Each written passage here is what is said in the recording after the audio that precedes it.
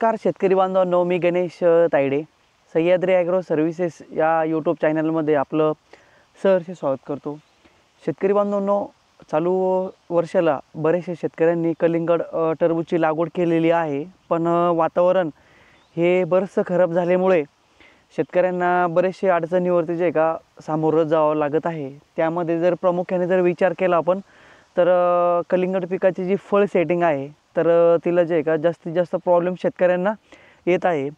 मगाच्या 1-2 दिवसापासून बरेचसे कॉल आले की शेतकऱ्यांचं म्हणणं झालं की कळी जी आहे ती कळी जळ जास्त प्रमाणामध्ये होत आहे, तर तिला काय केलं पाहिजे याविषयी आज आपण चर्चा करणार आहे। त्याआधी तुम्ही जर चॅनलला नवीन असाल तर चॅनलला सबस्क्राईब करून घ्या आणि व्हिडिओ शेवटपर्यंत जरूर बघा। शेतकरी बांधवांनो, तुम्हाला एक दाखवणार आहे मी आता। हे जो वेल आहे समजा, ही जी कळी आलेली आहे हीच कळी सेट होणं खूप गरजेचं असतं। ही सेट झाल्यानंतर त्यानंतर मग ह्या शेले फळं जेव्हा लागतात समजा ते एकदम व्यवस्थित सेफ झोनमध्ये गेलेले असतं। आणि त्याचबरोबर जर विचार केला तर मग असे जे फळं झाले समजा तर यांना काहीच अडचण येत नसते। तर जर समजा आपला प्लॉट जर समजा टरबूजचा जो प्लॉट असेल तो सेटिंगमध्ये असेल तर त्यासाठी आपण काय केलं पाहिजे। तर सर्वप्रथम काय होतं आहे, वातावरणामध्ये बऱ्याचशा वातावरणामध्ये बदल झालेला आहे।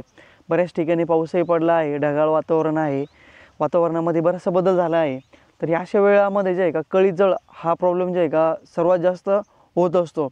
तर तो होऊ नये बा, तर त्यासाठी जे आहे का आपल्याला प्लॅनिंग करायची आहे समजा। तर त्यामध्ये सर्वप्रथम आपल्याला पहिली फवारणी जी घ्यायची आहे समजा, तर त्यामध्ये आपण 20 लिटर पंपसाठी chelated calcium 20 gram, chelated boron 20 gram घ्यायचं आहे। आणि त्याचबरोबर आपल्याला प्लॅनोफिक्स हे औषध आपल्याला ते घ्यायचे आहे। प्लॅनोफिक्स हे आपल्याला जे आहे का 20 लिटर पंपसाठी आपल्याला ते 2.5 ते 3 ml पर्यंत आपल्याला ते घ्यायचे आहे।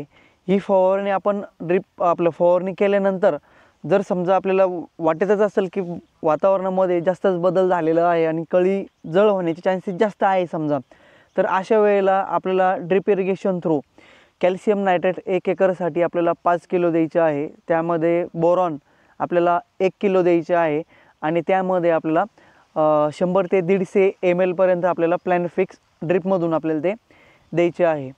हे जर आपण आपल्या प्लॉटला जर दिले समजा आणि आपला प्लॉट जरी फ्लॉवरिंग स्टेजमध्ये असेल तर निश्चितच आपली जी फुल जळ होत असते किंवा फळ जळ होत असते तर ती कंट्रोलमध्ये आणण्यासाठी आपल्याला जे आहे का त्याचा जास्तीचा फायदा होणार आहे आणि चांगल्या प्रकारे जे आहे का फळं सेट होण्यासाठी आपल्याला त्याची मदत होणार आहे।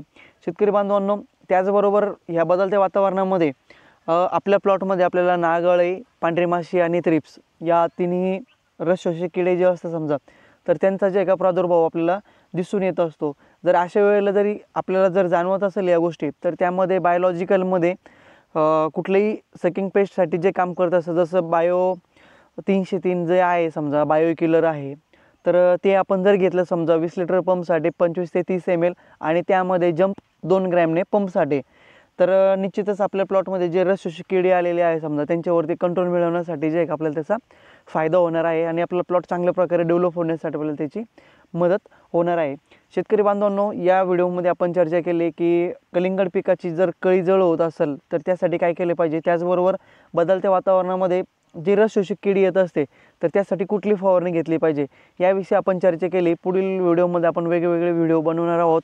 हा व्हिडिओ जर तुम्हाला आवडला असेल तर व्हिडिओला लाईक जरूर करा। चॅनलला जर नवीन असेल तर चॅनलला सबस्क्राईब करायला विसरू नका। धन्यवाद।